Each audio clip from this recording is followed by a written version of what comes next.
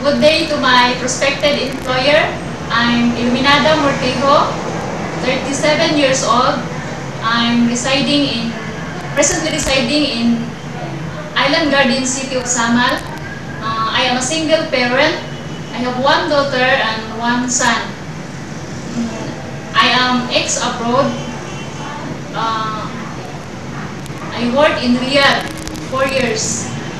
I do a household course, cleaning, washing clothes, ironing, and taking care of the 3 children.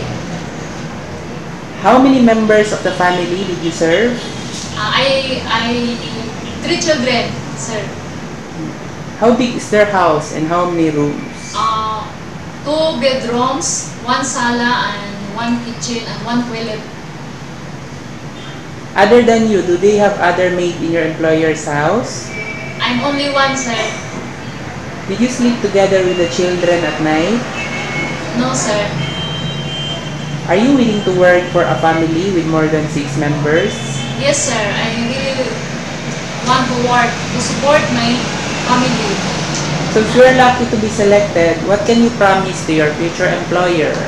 To my prospective employer, I promise to obey the rules and regulation, and I respect them, and